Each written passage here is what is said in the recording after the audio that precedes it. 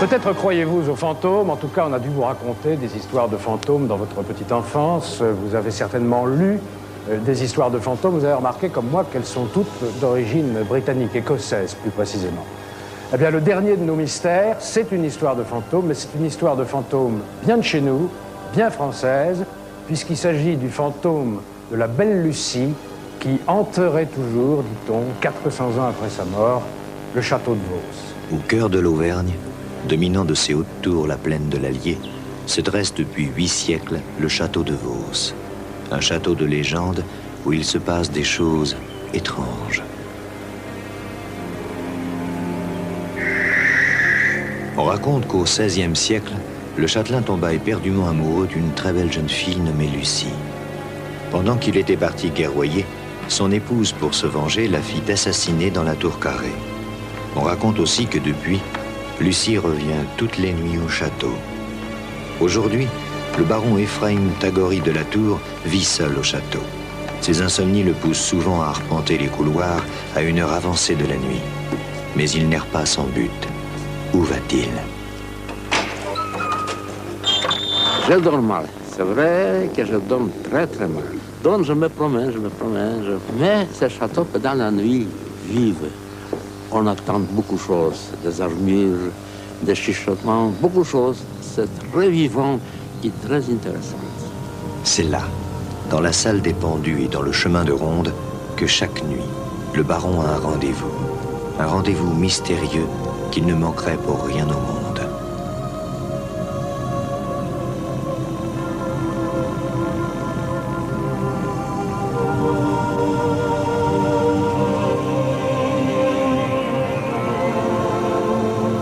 C'est le fantôme de Lucie que le châtelain rencontre chaque nuit à Vos. Lucie, la belle jeune fille morte tragiquement il y a 400 ans. La première fois, j'ai vu Lucie comme petite lumière. Après quelques temps, j'ai vu la lumière en pleine, surtout à pleine ligne. Je vais dans toute la puissance. Et je vais aussi dans cette lumière l'ombre que font une silhouette d'une personne humaine. Le baron n'est pas le seul à avoir vu le fantôme. Une jeune étudiante, Florence, travaille au château. C'est elle qui fait visiter le domaine. C'est au cours d'une visite de nuit que Florence, elle aussi, a vu l'apparition. J'ai toujours l'impression d'être surveillée ici. J'ai déjà vu Lucie, hein. J'ai vu un ectoplasme, une forme lumineuse qui bougeait, qui s'avançait vers nous, puis qui disparaissait et qui réapparaissait quelques secondes après. Avec à l'intérieur une sorte de silhouette de femme, c'est assez vague quand même. Et c'est très impressionnant.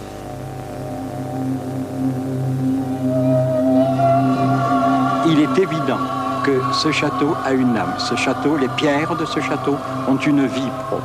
On a l'impression que c'est tout un monde très ancien qui a souffert, qui a vécu, qui a fait vivre ces pierres et qui est encore là d'une façon un peu mystérieuse, bien sûr, très mystérieuse même, mais très précise. Vos est pourtant un village si tranquille. Qu'y a-t-il vraiment derrière les murs du château mystérieux? C'est en août 1984 qu'une équipe de France Inter, intriguée par la rumeur, décide de venir faire un reportage sur ces phénomènes étranges. Ils veulent tenter l'expérience de voir Lucie en direct et, si possible, de l'enregistrer. Un médium, Raymond Réan, et sa petite fille de 10 ans, Aurore, se sont joints à l'équipe.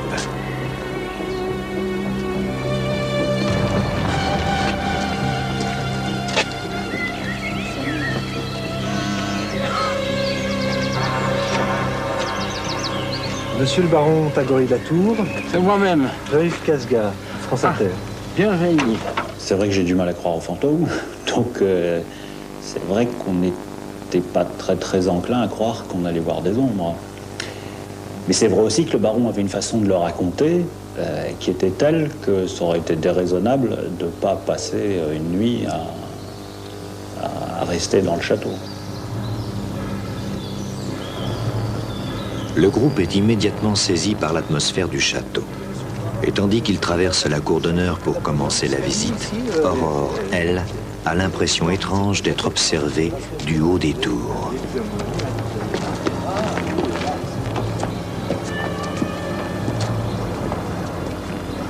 Le fantôme de Lucie va-t-il se manifester ce soir?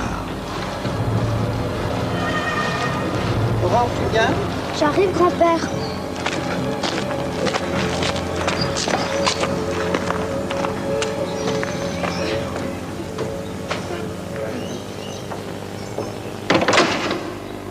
Pendant toute la journée, les deux ingénieurs du son mettent tout en place pour détecter la moindre trace de subterfuge. Test micro 6, tu m'entends? 1, 2, 1, 2.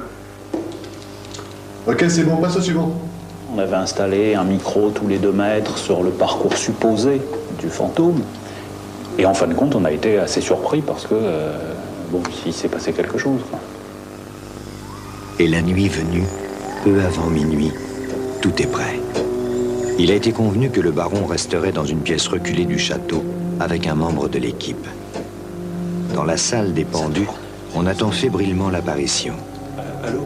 L'un des deux ingénieurs du son se trouve sur place et, pour plus de sécurité, le deuxième technicien a installé le matériel dans une autre pièce qui sert de régie.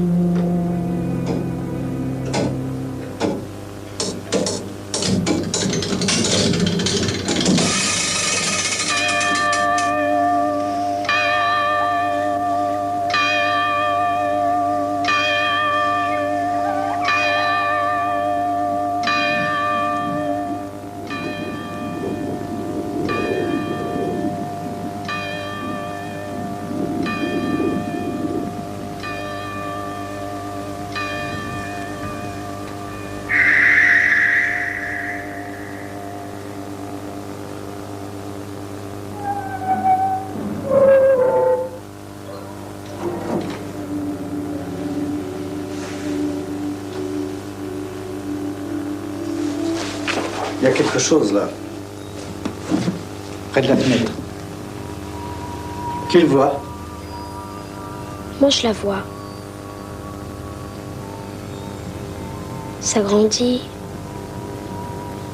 Mais où? Quelle fenêtre? Là, près de la fenêtre, là, à droite. Là.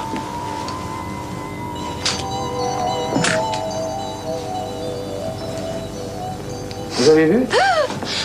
Merde, je la vois. Je la vois.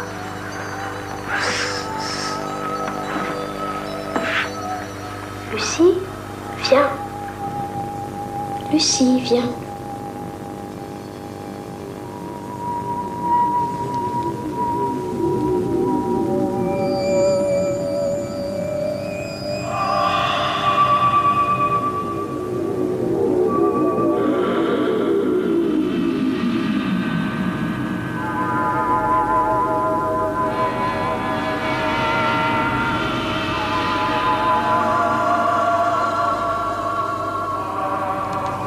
Prends une photo. Lucie, viens. Viens, Lucie. Grand-père, t'es à côté de moi, j'ai peur.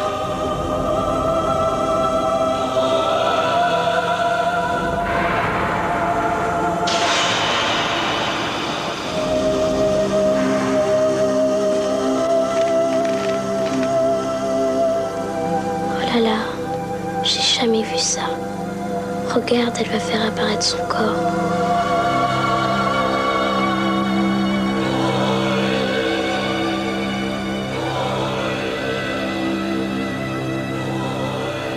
Regardez, elle se dirige vers le chemin de ronde. Et c'est à ce moment-là, dans le chemin de ronde, où des micros ont été installés tous les 2 mètres, c'est à ce moment précis qu'un bruit très étrange va être enregistré. Écoutez.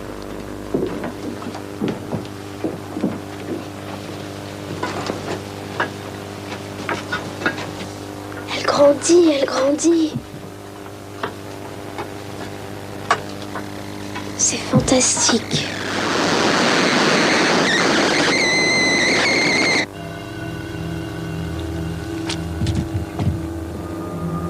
Non, j'ai jamais entendu un bruit comme ça. Surtout dans ces conditions, il était 00h30. dans une pièce où on est seul. Donc j'avais envie de voir, et quand je suis parti pour voir, j'ai allumé ma torche, et puis je ne m'attendais pas à les voir de dos, je les ai vus de face. Donc c'est là que je me suis rendu compte que le phénomène était entre moi et eux. Certainement, j'avais dû le traverser. Je crois que c'est terminé, on ne verra plus rien. Elle était semi-matérialisée, vous voyez. On ne la voyait pas entière. Ou alors, quand je la voyais entière, on ne voyait pas les habits, on voyait qu'une ombre. Ou alors le visage. Et c'est seulement que quelques instants qu'on a pu la voir entière. Des fois, on voyait que la moitié du corps.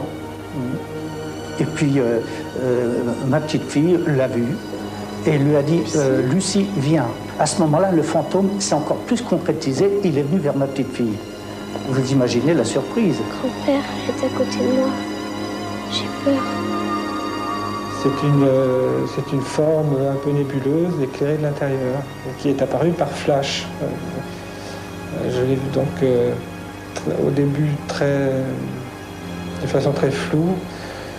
Et puis j'ai eu 2 ou 3 flashs très importants. Et là, donc je ne pouvais plus douter de ce que je voyais.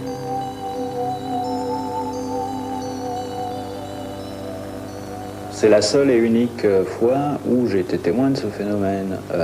Mais je dirais que c'est pour une bonne raison. C'est que les autres fois où je suis allé sur des histoires semblables, irrationnelles, on a trouvé l'explication. Mais aujourd'hui, là, maintenant, on est obligé de dire que on est complètement en l'air. On ne sait pas ce qui s'est passé. Il reste 2 preuves tangibles de cette expérience. Une photo prise cette nuit-là et l'enregistrement magnétique d'un son qui, après analyse, demeure inexpliqué. Alors, que s'est-il passé cette nuit du 4 août 1984 à Vos? Le mystère persiste.